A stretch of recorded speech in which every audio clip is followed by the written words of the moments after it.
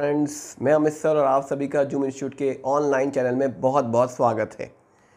हम आज सॉल्यूशन के लेक्चर 3 पे आपसे बातें करने वाले हैं। अभी तक मैंने आपको क्या क्या बता दिया, एक बार ज़रा क्लियर कर दें। मैंने आपको बताया कि वेपर प्रेशर क्या होता है। मैंने आपको बताया कि वेपर प्रेशर किन किन फैक्टर्स से अफेक्ट होता है। मैंने आपको बताया उस पर्टिकुलर सॉल्यूशन के बारे में जिसमें आपने 2 या 2 से ज़्यादा वोलेटाइल कंपोनेंट मिलाए और उन पर्टिकुलर सॉल्यूशन का आपने वेपर प्रेशर निकालना सीखा। इसके अलावा उस वेपर के कंपोजिशन को निकालना भी सीखा जो वहाँ पे फॉर्म हो रही होगी, और उसी सारी बातों पर हमने राउल्ट्स लॉ अप्लाई करना भी सीखा। और आफ्टर दिस अब हम बात करने वाले हैं उन्हीं टॉपिक के ऊपर कुछ पर्टिकुलर न्यूमेरिकल्स पर। तो आइए चलिए शुरू करते हैं इस न्यूमेरिकल के साथ। देखिए बेटे, आपको क्वेश्चन में दिया क्या गया है। आपको कहा गया vapour pressure of pure liquid A and B 450 and 700 mmHg। मतलब आपको क्या गिवन है, आइए चलिए इसे लिख देते हैं। मैंने कहा पी नॉट ए आपको दिया हुआ है 450 mmHg, और क्या दिया है, पी नॉट बी दिया हुआ है कितना 700 mmHg, और क्या दिया है, टोटल प्रेशर दिया हुआ है 600 mmHg। क्लियर है बातें।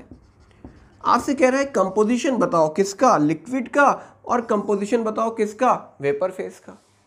मतलब आपसे वो चाहता है कि कंपोजिशन बताओ, मतलब वो आपसे या तो कहता है मोल फ्रैक्शन का रेशियो बताओ, और मोल फ्रैक्शन का रेशियो वही रेशियो होता है जो मोल्स का होता है।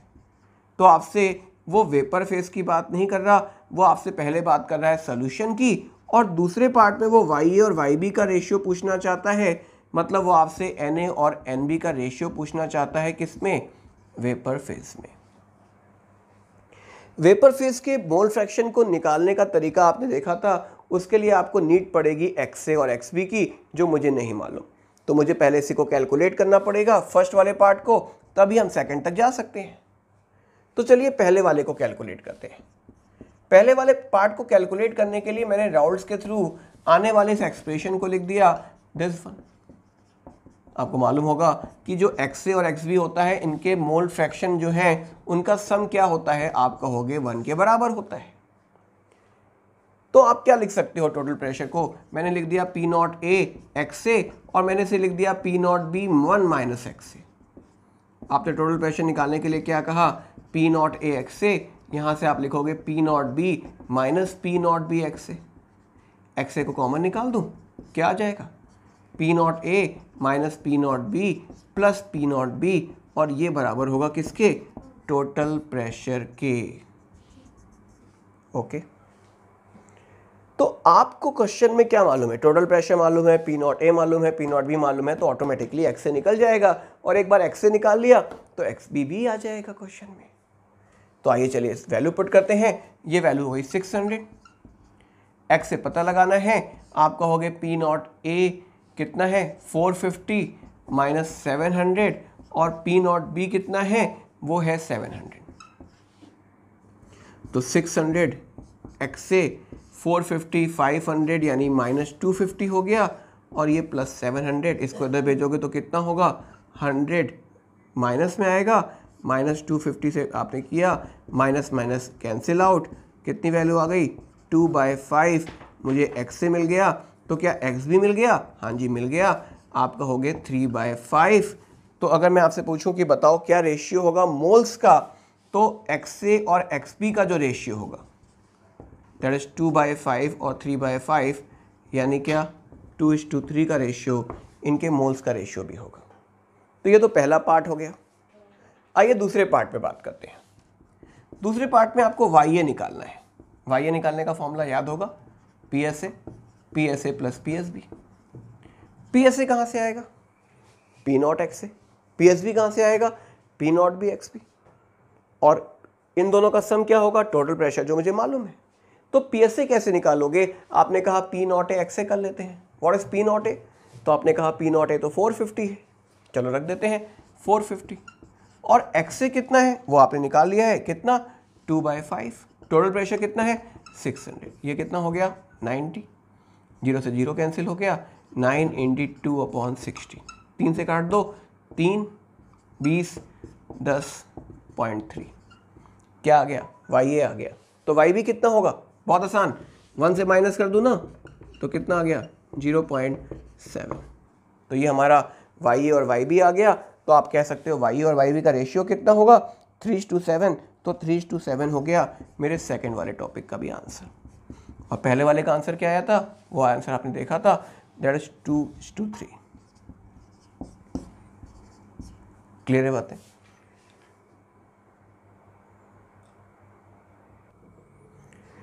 एक पर्टिकुलर ग्राफ पे बात करने वाला हूं मैं आपसे, 1/XA वर्सेस 1/YA के बीच में। What is XA? आप जानते हैं ना, XA क्या है? ये है सॉल्यूशन में कंपोनेंट A का मोल फ्रैक्शन। ये क्या है? ये है वेपर में A का मोल फ्रैक्शन। तो आपको इन दोनों में रिलेट करना है कि XA और XB में क्या रिलेशन होना चाहिए। तो उसके लिए आइए चलिए बात करते हैं। मुझे YA निकालना तो आता है ना, कैसे लिखते थे? मैंने बताया था आपको, लिखोगे PSA प्लस PSB। नहीं समझ आता, दूसरा वाला क्लास फिर से देखिए, आपको समझ आ जाएगा। PSA कैसे लिखूंगा? आपने लिख सकता हूँ P0A XA। इसे क्या लिख सकता हूँ? P0A XA। इसे क्या लिख सकता हूँ? P0B 1 - XA। समझ आया? यहाँ लिखता मैं P0B XB, मैंने XB को हटा दिया, ये लिख दिया। अब क्या कर सकता हूं मैं ऐसी एक्सप्रेशन को?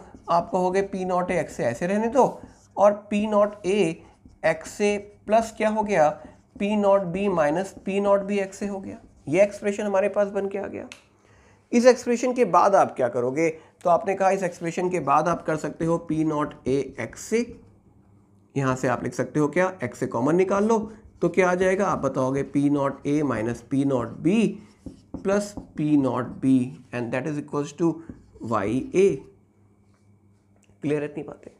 अब मैं अगर इस इक्वेशन को रिवर्स लिख दूं तो आप 1/YA लिखोगे, ऊपर क्या जाएगा, P0A minus P0B XA plus P0B upon P0A XA। इस एक्सप्रेशन को अगर मैं इजी लिखना चाहूं तो ये डिवाइड दोनों के साथ है, तो दोनों को डिवाइड कर दो अलग अलग, P0A minus P0B XA upon P0A XA plus क्या, P0B upon P0A XA। Understand? अब XA से XA कैंसिल आउट हो गया, क्या बन गया, 1/YA इक्वल्स टू क्या आ गया, 1/YA इक्वल्स टू आ गया P0A minus P0B upon P0A और plus P0B upon P0A 1/XA। ये क्या बता रहा है आपको? ये बता रहा है कि 1/YA और 1/XA एक दूसरे के साथ लाइन इक्वेशन को फॉलो कर रहे हैं। और किसी लाइन इक्वेशन में आप जानते हो y इक्वल्स टू क्या होता है, mx प्लस c होता है। ये वाला पार्ट mx हो गया, ये पार्ट वाला पार्ट c हो गया। और अगर मैं इसे ड्रॉ करूं ग्राफ के थ्रू, तो ग्राफ कैसा बनेगा ये देखते हैं। 1/YA और 1/XA का ग्राफ प्लॉट करने के लिए कहा गया। तो आप क्या बताओ, आप बताओगे क्या कि ये जो वैल्यू हमारे पास है ये क्या है, ये वैल्यू ऑफ c है, इंटरसेप्शन है, और ये वैल्यू मैंने यहां मान ली, मान लीजिए। उसके बाद ग्राफ का जो स्लोप है P0B अपॉन P0A वो भी कांस्टेंट होगा। क्यों कांस्टेंट होगा? क्योंकि P0A और P0B कांस्टेंट वैल्यूज होती हैं किसी भी पर्टिकुलर लिक्विड की गिवन टेम्परेचर पे। तो यहां पर ये स्लोप किसके बराबर हो गया, ये बराबर हो गया P0B अपॉन P0A के, और ये वैल्यू कितनी हो गई, ये वैल्यू हो गई P0A minus P0B upon P0A। And this is a graph that is plot in between 1/YA and 1/XA.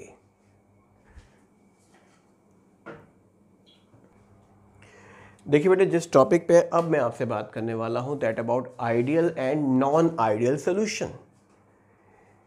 क्या होता है आइडियल सोल्यूशन और क्या होता है नॉन आइडियल सोल्यूशन? बहुत बेसिक बातें हैं, हमें समझना पड़ेगा कि आप किसे आइडियल बोलोगे, किसे नॉन आइडियल बोलोगे।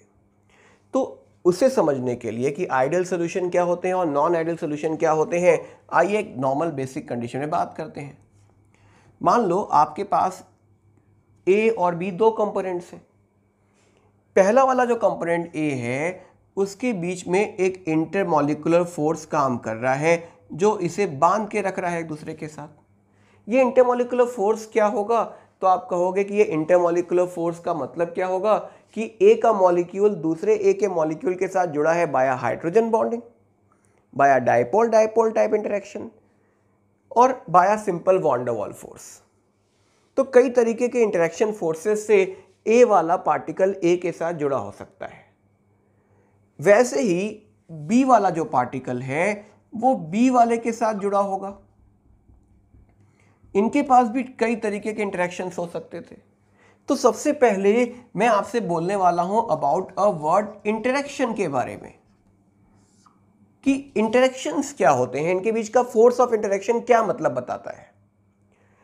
तो आपके सामने बेटे कुछ बातें आपको समझनी है कि इंटरेक्शन का मीनिंग यहां पे किस तरीके से मैं अप्लाई करूंगा। जनरली अगर मैं आपसे बात करूं तो एक तरीके का इंटरेक्शन मिलेगा आपको hydrogen bonding. States of matter के चैप्टर में हम इसे डिटेल डिस्कस करते हैं इंटरेक्शंस के बारे में, लेकिन कुछ बातें मुझे सोल्यूशन में आपसे अभी क्लियर करनी है।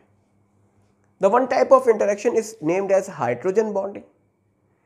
हाइड्रोजन बॉन्डिंग एक स्ट्रॉन्ग इंटरेक्शन फोर्स होता है। इसके अलावा इंटरेक्शन फोर्स में आप von der Waals type interaction भी बोलते हो। ये वीक टाइप का इंटरेक्शन होता है। वॉन डर वाल टाइप में कई तरीके के इंटरेक्शंस होते हैं, जिनमें एक इंटरेक्शन आप बताते हो डाइपोल डाइपोल टाइप इंटरेक्शन, एक बताते हो आप डिस्पर्शन फोर्स,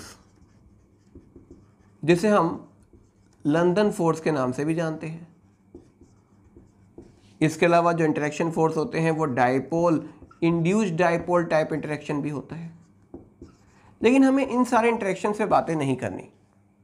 हमें जो फोकस करना है, मैं आपके सामने जो रखने वाला हूं वो है हाइड्रोजन बॉन्डिंग और वॉन डर वाल का डाइपोल डाइपोल और डिस्पर्शन फोर्स।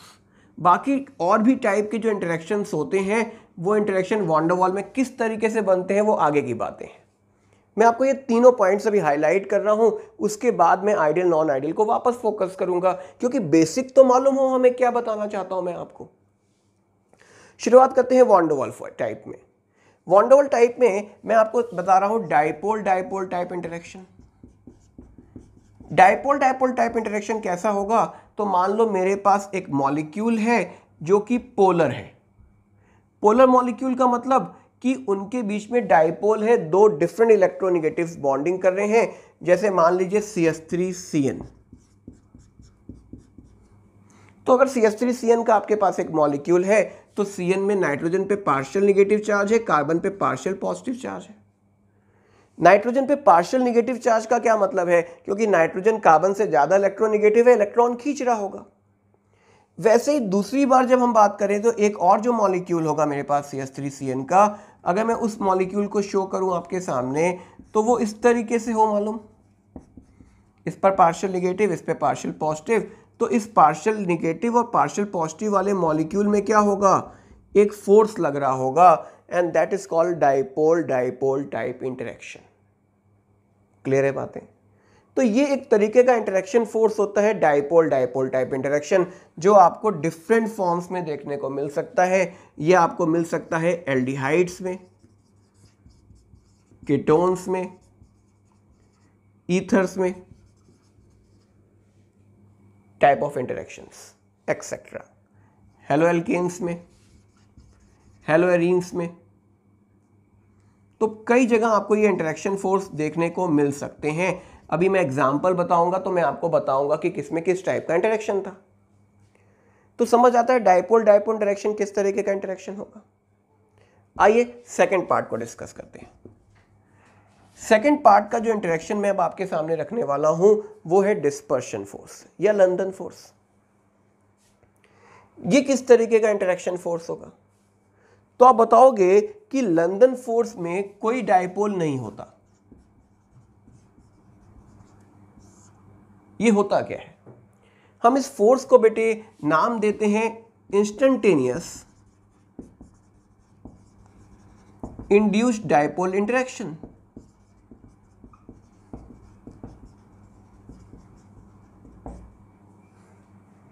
क्या है instantaneous induced dipole interaction? Dispersion force London name of scientist के ऊपर रखा हुआ है, तो फोर्स को समझिएगा। यह पाया जाता है नॉन पोलर मॉलिक्यूल्स में। अगर मॉलिक्यूल पोलर है तो डाइपोल डाइपोल इंटरेक्शन होगा, लेकिन आपका मॉलिक्यूल नॉन पोलर है तो क्या होगा? क्या कोई एग्जाम्पल है नॉन पोलर मॉलिक्यूल का? हाँ जी, आप कह सकते हो बेंजीन ले सकता हूं मैं हेप्टेन ले सकता हूं, मैं ऑक्टेन ले सकता हूं। ये सारे के सारे क्या हैं? ये सारे के सारे नॉन पोलर मॉलिक्यूल्स हैं। तो बेंजीन भी तो एक दूसरे बेंजीन को अट्रैक्ट कर रहा है, एक हेप्टेन दूसरे हेप्टेन के साथ जुड़ा हुआ है, एक ऑक्टेन दूसरे ऑक्टेन के साथ जुड़ा हुआ है। तो ये कैसे जुड़ा हुआ है? तो इनमें पाया जाता है instantaneous induced dipole type interaction. ये कैसा इंटरेक्शन है? चलिए इसे समझते हैं। जब न्यूक्लियस के चारों तरफ इलेक्ट्रॉन्स रिवॉल्व कर रहे होते हैं तो न्यूक्लियस करता क्या है बेटे? इन इलेक्ट्रॉन्स पे कंट्रोल लगा रहा होता है। जैसे क्लासरूम में मैं हूं और बहुत सारे स्टूडेंट्स हैं, तो मैं क्या कर रहा हूं? उन इलेक्ट्रॉन्स पर, उन स्टूडेंट्स पे कंट्रोल कर रहा हूं। लेकिन क्या हमेशा ऐसा हो पाता है कि ये कंट्रोल लगातार बना रहे? तो ऐसा नहीं हो पाता। For the instant of time, एक बहुत छोटे समय के लिए इस सिस्टम में इलेक्ट्रॉन क्लाउड कहीं ज्यादा हो जाता है, और जैसे ही इलेक्ट्रॉन क्लाउड ज्यादा होता है that system change into a polar molecule, बना, फिनिश। लेकिन जितने टाइम में वो बना उतने टाइम में उसने दूसरे वाले मॉलिक्यूल में क्या कर दिया? डाइपोल इंड्यूस कर दिया, पैदा कर दिया डाइपोल, और अब इन दोनों में फोर्स ऑफ अट्रैक्शन लगने लगा। And that is called what? That is called a London force, that is called a instantaneous induced dipole type force. और डिस्पर्शन का मतलब, ये फोर्स डिस्पर्स आगे बढ़ जाएगा ना, अब ये वाला क्या करेगा? अगले वाले पे कर देगा ये काम। जैसे मान लीजिए क्लासरूम में आप सब बैठे हुए हैं और एकाएक लाइट चली जाए, डार्क बन जाए।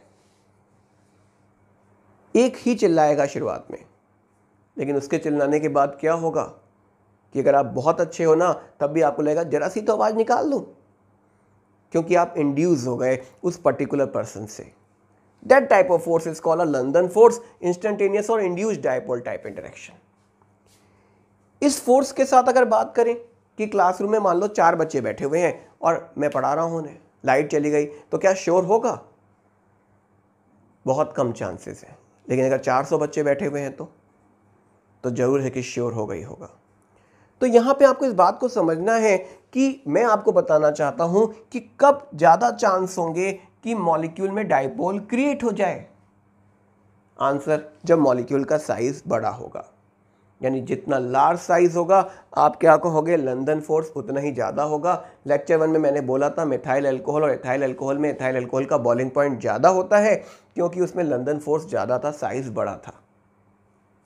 तो one type is called London force, that is called instantaneous induced dipole type interaction. और ये इंटरेक्शन किस में पाया जाता है? नॉन पोलर सिस्टम में। ये जो फोर्स होता है लंदन फोर्स, ये सब में पाया जाता है, आप मान सकते हैं। नॉन पोलर में तो सिर्फ ये पाया जाता है, लेकिन जो पोलर है उनमें भी डाइपोल इंस्टेंटेनियसली क्रिएट होता है और उनमें भी ये फोर्स पाया जाता है। मतलब मिथाइल अल्कोहल, एथाइल अल्कोहल, कोई भी पोलर मॉलिक्यूल में भी ये डाइपोल होता है। तो इस बात को ध्यान रखिएगा कि पोलर मॉलिक्यूल्स में भी लंदन फोर्स पाया जाता है, लेकिन नॉन पोलर में सिर्फ लंदन फोर्स होता है। बाकी के फोर्सेस जो होते हैं वो ज़्यादा स्ट्रांग होते हैं, इसलिए उन्हें स्टडी किया जाता है। अब एक और टाइप ले रहा हूं मैं, हाइड्रोजन बॉन्डिंग। ये किस टाइप का इंटरेक्शन फोर्स है? आइए पहले इसको समझते हैं। हाइड्रोजन बॉन्डिंग आप कह सकते हो कि डाइपोल डाइपोल टाइप इंटरेक्शन को ही कहा जाता है,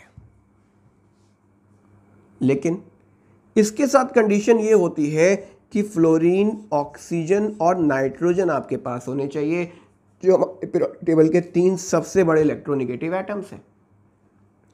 ये जुड़े होने चाहिए हाइड्रोजन से। तो इससे क्या होगा कि इन तीनों के ऊपर पार्शियल नेगेटिव आएगा, इस पे क्या आएगा? पार्शियल पॉजिटिव, और एक डाइपोल बन गया। ऐसा ही कोई दूसरा डाइपोल, मतलब फ्लोरीन, ऑक्सीजन, नाइट्रोजन के साथ हो और हाइड्रोजन लगा हो, जरूरी नहीं कि सेम हो, डिफरेंट भी हो सकता है। अब इनके बीच में जो अट्रैक्शन है वो भी डाइपोल डाइपोल टाइप है, लेकिन इसे हम वॉन डर वाल्स से निकाल कर एक नए फोर्स हाइड्रोजन बॉन्डिंग में रखते हैं, क्योंकि hydrogen bonding is stronger than van der Waals type force. तो जो ऑर्डर है उसमें हाइड्रोजन बॉन्डिंग सबसे स्ट्रांग है और डाइपोल डाइपोल स्ट्रांग होता है डिस्पर्शन फोर्स से। तो ये 3 टाइप के इंटरेक्शन फोर्सेस को मैं हाईलाइट कर रहा हूं क्योंकि इसी पर बातें जुड़ेंगी। 1-2 इंटरेक्शन मैं आपको आगे बताऊंगा, लेकिन अभी आपको ये तीनों इंटरेक्शन फोकस होने चाहिए कि किस टॉपिक पर बातें हो रही हैं ideal to non ideal condition को समझने के लिए। क्लियर है बातें?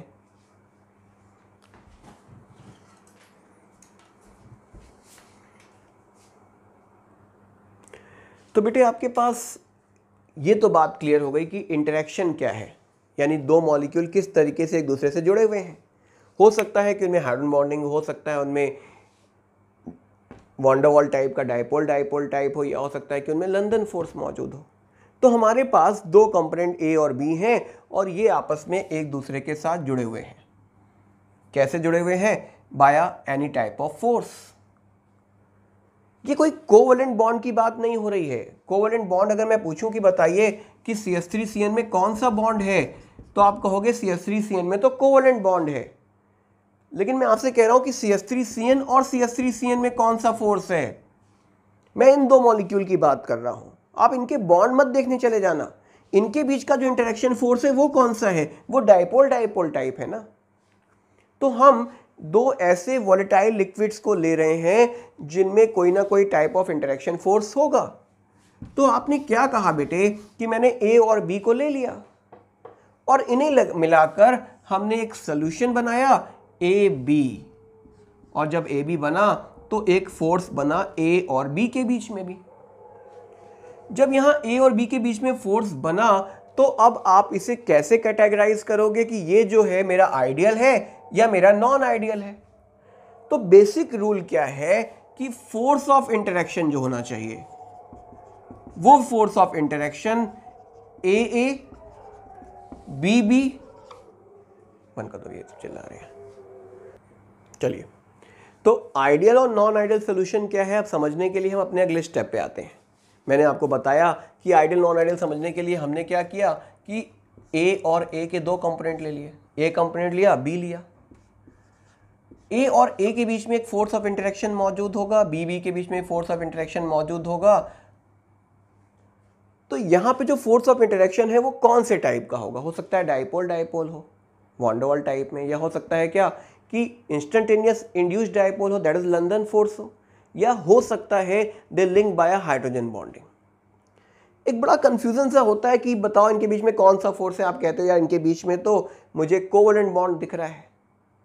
क्लियर कीजिएगा, अगर मैं कहता हूं कि CH3CN का जो मॉलिक्यूल है बताओ उसमें कौन सा बॉन्ड है, तो आप कहोगे यार ये तो कोवलेंट बॉन्ड है। तो आप इंटरेक्शन में कोवलेंट बॉन्ड क्यों नहीं बोल रहे? तो इस बात को समझो, मैं कोवलेंट बॉन्ड नहीं कह रहा, मैं आपसे कह रहा हूं कि इनके बीच का जो इन दोनों के बीच का इंटरेक्शन क्या है। तो इन दोनों के बीच का इंटरेक्शन तो डाइपोल डाइपोल टाइप है। तो ये बात क्लियर करना कि मैं इंटरेक्शन बात कर रहा हूं दो मॉलिक्यूल्स के बीच में, मैं आपसे इंटरेक्शन नहीं कह रहा कि उस मॉलिक्यूल के अंदर कौन सा है। तो आपने क्या किया कि हमने ए और बी दो कंपोनेंट्स लिए बेटे, किसी ना किसी फोर्स ऑफ इंटरेक्शन से जुड़े होंगे, क्योंकि अगर वो लिक्विड फॉर्म में पाए जाते हैं इसका मतलब क्या है? इसका मतलब है कि उनमें इंटरेक्शन फोर्स तो होगा ना। पढ़ा है ना सॉलिड लिक्विड गैस में डिफरेंस। सॉलिड में बहुत ज़्यादा इंटरेक्शन, लिक्विड में कुछ कम, और गैस में बहुत कम, और आइडियल में बिल्कुल नहीं। लेकिन हमारा तो लिक्विड है ना, और अगर लिक्विड है इसका मतलब कि कोई ना कोई फोर्स ऑफ इंटरेक्शन तो होगा, और वो फोर्स ऑफ इंटरेक्शन से ए का पार्टिकल ए से जुड़ा होगा, बी का पार्टिकल बी से जुड़ा होगा। और इन दोनों को जब हमने मिलाया तो हमने एक सोल्यूशन बना दिया दैट इज ए बी, और उस ए बी में भी एक फोर्स ऑफ इंटरेक्शन होगा। ओके, तो ये जो मिलाया आपने और एक सोल्यूशन बनाया, तो यहां पे ये क्वेश्चन आप पूछते हो कि मेरा सोल्यूशन क्या आइडियल होगा, मेरा सोल्यूशन क्या नॉन आइडियल होगा? तो आइडियल होगा या नॉन आइडियल होगा वो आपको समझना है इनके फोर्स ऑफ इंटरेक्शन से। अगर फोर्स ऑफ इंटरेक्शन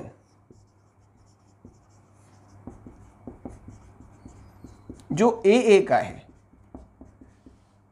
सेम है एज बी बी, ओके, तो जो नया इंटरेक्शन बना force of interaction A same as B B, and the interaction in between A and B जो बन रहा होगा। क्लियर कीजिएगा बातों को। फोर्स ऑफ इंटरेक्शन अगर ए का सेम है as B B, then the interaction in between A B भी क्या होगा, सेम ही होगा।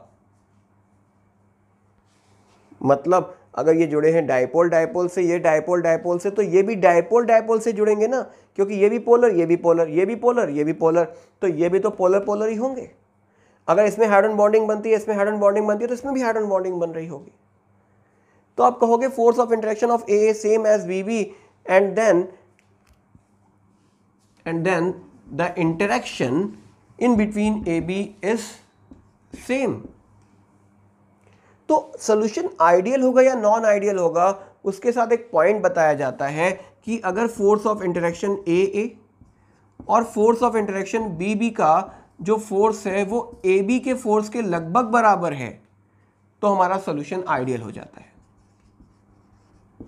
लेकिन अगर force of interaction of A and the force of interaction of B B जो है वो बराबर नहीं है, यानी ए बी का फोर्स वीक हो गया, या हो सकता था क्या कि ए का इंटरेक्शन और बी बी का इंटरेक्शन जो होता वो ए बी के रिस्पेक्ट में वीक बनता, तो ये सोल्यूशन जो होंगे they are categorized as non ideal solution. तो आइडियल सोल्यूशन और नॉन आइडियल सोल्यूशन को सबसे पहले डिफरेंट फॉर्म में लाने के लिए आपको इंटरेक्शन समझना था। और इंटरेक्शन कैसे बताता है, आप कहते हो अगर फोर्स ऑफ इंटरेक्शन ज़्यादा है तो फोर्स ऑफ इंटरेक्शन अगर बराबर है तो आइडियल, और ज़्यादा कम है तो नॉन आइडियल। क्लियर है बात ये? तो मैंने आपको जो बताया वो है आइडियल और नॉन आइडियल का फोर्स ऑफ इंटरेक्शन का मैनर की क्या तरीका है। अब बात है कि इनमें डिफरेंस क्या होता है। तो हमें डिफरेंस कई रिस्पेक्ट में पढ़ना है। ये डिफरेंसेस मैं आपसे डिस्कस करूंगा आपके अगले क्लास में। अब आपका काम क्या है, आप इस टॉपिक को प्रिपेयर कीजिए, और अगर आपको वीडियो पसंद आए बेटे तो प्लीज़ लाइक कीजिएगा, और अपने फ्रेंड्स के साथ आप शेयर भी करें इसे। अगर आपने चैनल अब तक सब्सक्राइब नहीं किया हुआ है तो इसे सब्सक्रिप्शन में लाइए, क्योंकि बेल आइकॉन क्लिक हो जाने के बाद आपको वो सारी बातें मिलेंगी जो हम आगे कंटिन्यू करेंगे। मैं प्रॉमिस कर रहा हूँ कि आप सोल्यूशन का हर एक न्यूमेरिकल लगा लोगे अगर आप शुरुआत से सारी वीडियोस देख लेते हो। तो बातें नेक्स्ट टर्म पे कंटिन्यू करेंगे। Thank you.